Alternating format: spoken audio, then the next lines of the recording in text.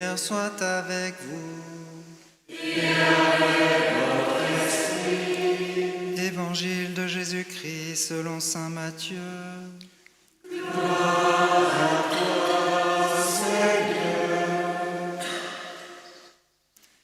En ce temps-là, comme Jésus arrivait sur l'autre rive, dans le pays des Gadaréniens, 2 possédés sortirent d'entre les tombes à sa rencontre. Ils étaient si agressifs que personne ne pouvait passer par ce chemin. Et voilà qu'ils se mirent à crier : « Que nous veux-tu, Fils de Dieu ? Es-tu venu pour nous tourmenter avant le moment fixé ? » Or, il y avait au loin un grand troupeau de porcs qui cherchait sa nourriture. Les démons suppliaient Jésus : « Si tu nous expulses, envoie-nous dans le troupeau de porcs. » Il leur répondit : « Allez. » Ils sortirent et ils s'en allèrent dans les porcs. Et voilà que du haut de la falaise, tout le troupeau se précipita dans la mer, et les porcs moururent dans les flots. Les gardiens prirent la fuite et s'en allèrent dans la ville annoncer tout cela, et en particulier ce qui était arrivé aux possédés.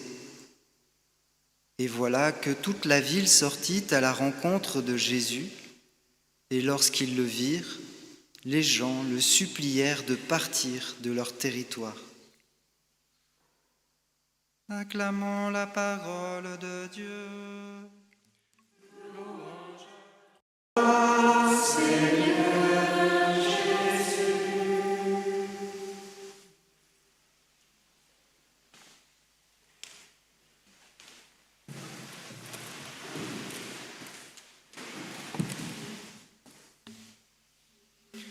Frères et sœurs, cette page d'évangile qui rapporte ce qui s'est passé dans le pays des Gadaréniens est assez surprenant. Ça nous laisse un peu perplexes quand même, cette affaire.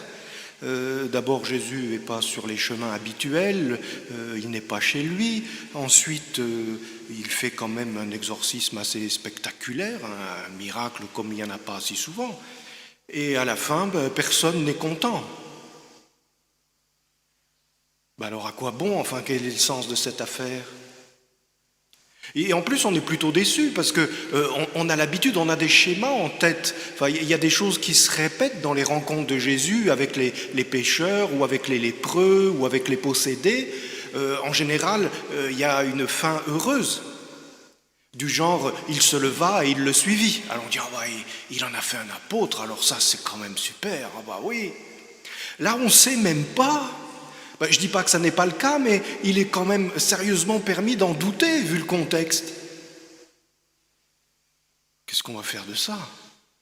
Et puis alors, cette histoire de porc qui se balance dans la mer, alors là, on se dit, mais c'est dans l'Évangile, ça ? Qu'est-ce que ça veut dire ? Laissons saint Matthieu nous expliquer, parce que c'est toujours pareil, quand on lit vite, on lit à partir de ce qu'on attend ou ce qu'on veut lire, mais laissons Matthieu nous expliquer, il sait lui. Sinon, il n'aurait pas choisi de raconter cet épisode. D'abord, je crois que le premier détail à prendre en compte, c'est que ce n'est pas un possédé qui traîne là sur le bord du chemin, c'est 2 possédés qui sont dans un cimetière, qui errent entre les tombes. 2 possédés. Et il y a quelque chose à dire là-dedans. Parce que quand Jésus arrive, ils se mirent à crier « Que nous veux-tu, Fils de Dieu ?» Ils se mirent à crier ensemble, les 2, ils se mirent à crier d'une seule voix. Et là, on commence à avoir des réflexes bibliques, on commence à entendre des résonances des pages de l'Ancien Testament dans notre oreille de lecteurs du Nouveau Testament. Il y a eu une affaire autrefois qui ressemble un peu à ça, où les hommes du monde entier ne parlaient qu'un seul langage. Et dans un orgueil tout à fait surprenant, ils avaient choisi de bâtir une grande tour qui puisse monter jusqu'au ciel. Ils se prenaient pour Dieu. Mais ils avaient refusé d'être devant Dieu en vérité. Ils avaient refusé la vie filiale qui permet à chacun de se connaître lui-même pour ce qu'il est. C'est dans le face-à-face avec Dieu qu'on découvre qui on est. Et quand on refuse ce face-à-face, quand on refuse ou quand on fuit l'exposition à la parole de Dieu, qu'est-ce qui se passe ? On ne peut plus savoir qui on est, on ne peut plus le découvrir. Et alors qu'est-ce qu'on fait ? Alors on se dit, je vais affirmer mon originalité. Et on répète ce que tout le monde dit. Et on se dit, ça y est, j'ai enfin trouvé mon originalité. Et on ne se rend pas compte qu'on est devenu exactement comme n'importe qui. Et c'est ça la ruse de l'esprit du monde. C'est de nous fondre dans une même idée, dans un même langage, dans un même rapport à soi, dans un même rapport au monde, où tout est une précompréhension très confortable.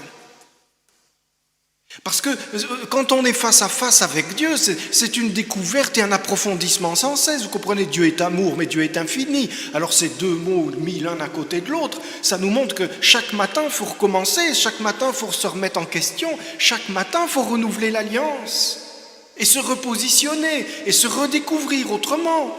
Ça n'a rien de confortable. Et alors là, on voit ensuite apparaître, et c'est sans doute pour ça que cette parabole, cet exorcisme a perduré, alors qu'on a du mal à l'insérer dans la suite du récit, à lui donner une explication claire. C'est qu'on voit les conséquences de ce refus de Dieu dans la vie sociale et dans la vie familiale. C'est une infestation démoniaque. Mais ce n'est pas moi qui le dis, c'est saint Matthieu. Je me contente de lire le texte. Et vous voyez, je suis obligé de me dédouaner, je suis obligé de m'excuser pour lire un évangile comme ça. Pourquoi ? Mais parce que dans notre monde, tout doit être accessible par la raison. La raison est prétendument le seul moyen de connaissance, et donc tout ce qui échappe à une explication, soi-disant rationnelle ou scientifique, ou appelez-la comme on veut, ne peut pas faire partie du réel. Alors on est obligé de dire « Ah ben c'est l'évangile qui le dit, moi je suis qu'un humble lecteur ».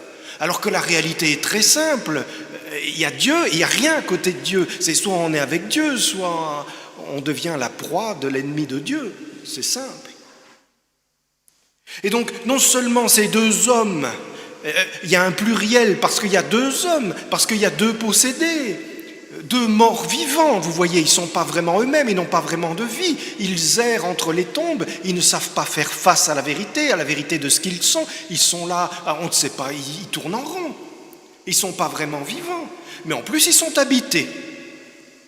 Ils étaient légion. Alors là, ça justifie le pluriel. Le pluriel commence à deux, on est bien d'accord, mais nous avons entendu la suite du texte, ils étaient légion.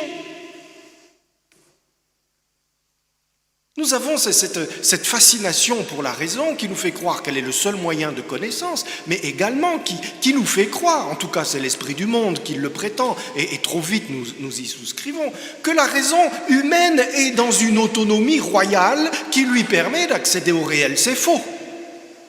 Cet évangile en témoigne, c'est absolument faux. Nous sommes toujours sous influence. Toujours.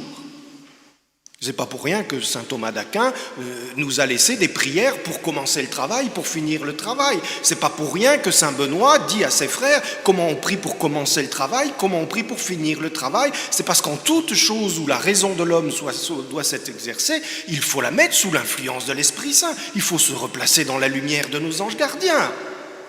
La raison de l'homme n'est jamais dans une situation d'autonomie. Et donc, ces hommes-là, ces deux pauvres hommes possédés qui parlent d'une seule voix, on sait qui est la voix derrière, parce que l'Évangile le révèle. Et on voit la stratégie de cette voix qui parle derrière nous, qui parle à travers nous dans toutes nos compromissions avec l'esprit du monde. Es-tu venu pour nous tourmenter avant le moment fixé ? La stratégie de l'ennemi, vous comprenez, il est malin, il est bien plus malin que nous, mais il n'a pas de sagesse. Il n'a aucune sagesse. Alors il est obligé de commencer, il est tout le temps en quête de prendre l'initiative, parce que s'il ne nous attire pas dans ses filets, s'il ne place pas le cadre de la conversation, ça va mal tourner pour lui, il est dépourvu de sagesse. Alors il parle le premier, y compris avec Jésus. Es-tu venu pour nous tourmenter avant le moment fixé ? Eh bien oui, frères et sœurs, il y a beaucoup de souffrances à vivre l'Évangile, mais Jésus n'est pas venu pour nous tourmenter. D'où vient cette histoire ridicule ? Mais eux, ils savent. Eux, ils savent comment tout cela va finir, d'ailleurs ils le disent avant le moment fixé. Mais ils tordent la réalité du côté qui nous semblera le plus insupportable, de manière à s'assurer de notre complicité. Oh, bon, je sais bien que c'est vendredi, mais enfin tu vas pas jeûner dans l'état de fatigue où tu es. Ne mets pas ta santé en danger, voyons. Es-tu venu pour nous tourmenter? Es-tu venu pour nous faire souffrir? Non mais on n'est pas là pour souffrir. On n'est pas là bêtement pour rechercher un plaisir sadique ou je ne sais quoi, ou masochiste plutôt. Non, il est question du salut du monde. Et il se trouve que cela nécessite un arrachement à nous-mêmes, un arrachement à nos complicités, un arrachement à nos choix de mort qui nous lie avec la mort. C'est cet arrachement-là qui est douloureux. Mais si on le lâchait, si on avait juste cette idée assez simple de suivre Jésus et que Jésus, de vivre selon l'Évangile et selon seulement l'esprit de l'Évangile, je ne suis pas sûr que ce serait si douloureux. Or, il y avait au loin un grand troupeau de porcs qui cherchait sa nourriture. Les démons suppliaient Jésus, « Si tu nous expulses, envoie-nous dans le troupeau de porcs. » Enfin, si tu nous expulses, alors, grosse hypothèse, si tu nous expulses. Bon, ils savent bien que la partie est finie, vous voyez. Jésus ne répond pas. Jésus ne discute pas avec ceux qui ne cherchent pas la vérité. Il garde le silence avec les hypocrites. Jésus ne leur répond pas. Si tu nous expulses, lire, nous savons bien. Comment ça va finir? Nous savons bien que tu vas nous expulser. Envoie-nous dans le troupeau de porcs. Et nous, on se dit, en voilà une drôle d'idée. Non, c'est pas une drôle d'idée, c'est un aveu de défaite. Et ils savent qu'ils vont être chassés, et ils vont devoir lâcher leur proie, mais ils savent aussi qu'il ne leur sera pas permis d'aller chercher de nouvelles proies. Alors ils font d'emblée une recherche qui exclut les hommes du quartier. Et ils disent, nous qui sommes des êtres impurs, sans doute on pourrait s'acclimater avec des animaux impurs. Ils ont renoncé, ils savent que Jésus ne leur permettra pas de reprendre l'humanité qu'il est venu libérer. Alors il leur dit, allez donc. Et ils sortirent, et ils s'en allèrent dans les ports. Et du haut de la falaise, tout le troupeau se précipite dans la mer. Merci au prix du kilo du porc. C'est pas une très bonne nouvelle, cette affaire. Et qu'est-ce que c'est que cette idée? Je veux dire, s'ils étaient bien au chaud dans ces animaux, pourquoi se précipitent-ils dans la mer? Vous le savez bien, je fais semblant de poser la question, mais je n'oublie pas à qui je parle.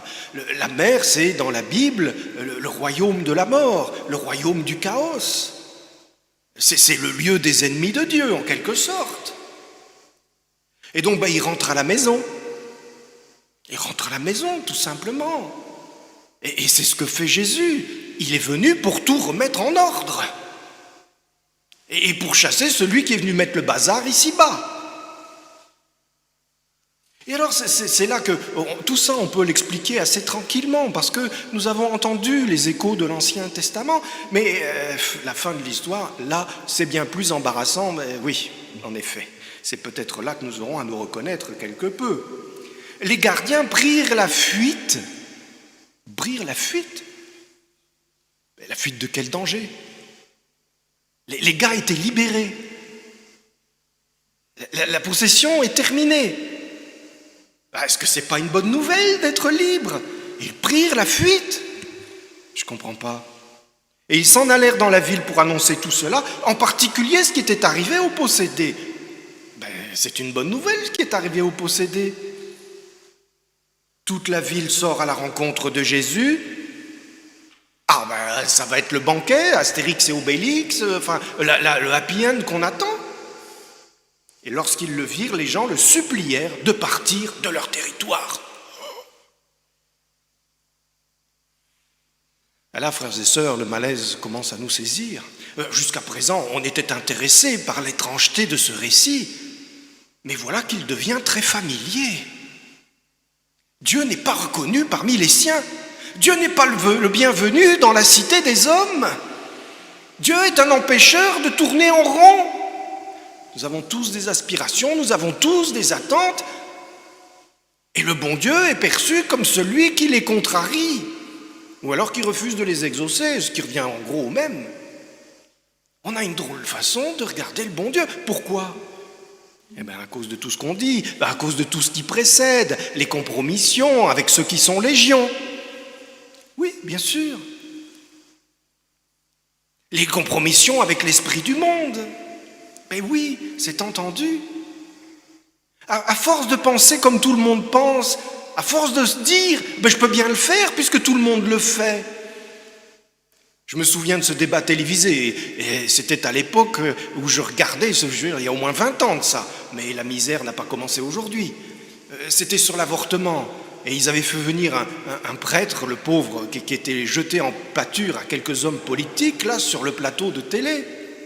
Et il était question de la loi sur l'avortement à l'époque.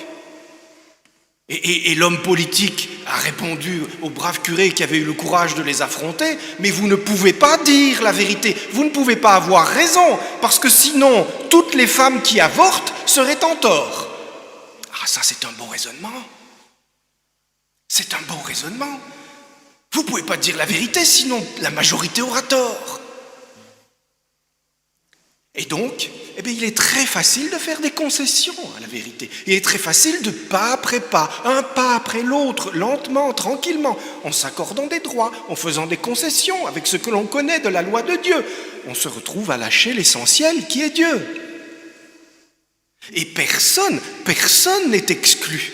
Ne nous disons pas, on est en pleine semaine, je prends du temps pour venir à la messe, ou je suis la messe sur YouTube ou sur les ondes de la radio. Mais bien sûr, c'est très honorable, et je vous remercie d'être là de la part du bon Dieu.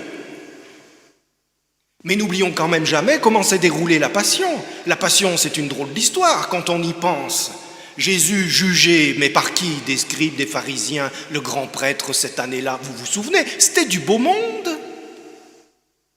Voilà que les gens qui représentaient l'institution religieuse ont convoqué Dieu devant leur tribunal pour lui déclarer « Nous t'avons jugé », alors déjà le concept de juger Dieu est très étrange, « Nous t'avons jugé et nous te condamnons à mort pour hérésie ». Il ne manque pas d'air. Personne n'est à l'abri de ces dérives, pour prendre un mot qui a tellement de succès médiatique. Personne. C'est-à-dire que tous, jour après jour, matin après matin, nous devons prendre en considération d'abord la conversion de notre raison. Il ne s'agit pas de rechercher honnêtement, il ne s'agit pas seulement d'être rigoureux dans le raisonnement, il s'agit aussi d'éclairer sa raison par le cœur, d'éclairer et d'orienter sa raison grâce à la voix de la conscience. Et pour ce faire, il faut travailler. Pour ce faire, il faut former notre conscience. Il faut l'éduquer. Et il faut recevoir l'enseignement de nos pères. La foi, ça n'est pas nous qui l'inventons. Il nous revient de la transmettre. Nous l'avons reçue, il nous faut la transmettre, mais pas l'inventer, pas la réécrire. L'Église, les sacrements, ce n'est pas nous qui décrétons ce qu'ils sont, ce qu'ils devraient être. Non, c'est l'Église qui nous enseigne, et humblement nous accueillons son enseignement, et nous lui demandons son aide pour nous aider à le mettre en pratique. Et c'est ainsi que, peut-être, à cause du rationalisme ambiant, à cause du modernisme, on peut mettre tous les ismes que l'on veut, peu importe les excuses, on n'est pas là pour faire un diagnostic sociologique. Beaucoup des trésors que l'Église met à disposition des chrétiens ne sont plus utilisés. Le premier, c'est les sacrements. Il n'y a qu'à voir combien de monde se déplace à la messe le dimanche. Mais c'est vrai aussi des sacramentaux, c'est vrai aussi... Prenez quelque chose de tout simple, un exorcisme qu'on peut prononcer nous-mêmes tous les jours et que l'Église nous invite à prononcer nous-mêmes tous les jours. Au début du chapelet, nous disons le credo. Pourquoi ? Parce que nous disons la vérité. Nous recevons de l'Église la vérité révélée et nous la proclamons. Et dire le vrai, c'est déjà un exorcisme. Et il y en a plein comme ça qui sont à notre portée. Quand notre voisin est insupportablement, tous les matins ou tous les jeudis matins, laisse traîner sa poubelle éventrée sur notre paillasson, au lieu de maugréer contre lui la liste des griefs qu'il nous a fait depuis le début de l'année, alors que nous sommes tellement gentils avec lui, Prononçons une parole de bénédiction, car aussi insupportable soit-il, aussi justifié que soient nos récriminations, il reste un fils de Dieu que nous avons à aimer et à respecter comme tel. Combien de fois on se laisse aller dans la critique, dans la médisance, dans le refus, etc., etc. Et c'est ainsi que nous nous retrouvons à la porte de Nazareth, à la porte de la maison de la Sainte Famille, où préside, et ça n'est pas un hasard, où préside Saint Joseph, le chef de famille, Saint Joseph, terreur des démons. Où croyez-vous qu'il ait gagné ce titre ? Est-ce qu'on l'a jamais vu faire un exorcisme public ? L'Évangile, en tout cas, n'en parle pas. Pourquoi lui donner ce titre ? Parce qu'il est le Père, c'est l'autorité paternelle qui défend l'entrée de la maison. Bien des péchés des pères laissent entrer dans les foyers des influences ou des entités mauvaises. Il est le Père qui ne fait aucune concession avec la lumière. Il est le Père qui est enraciné dans la vérité.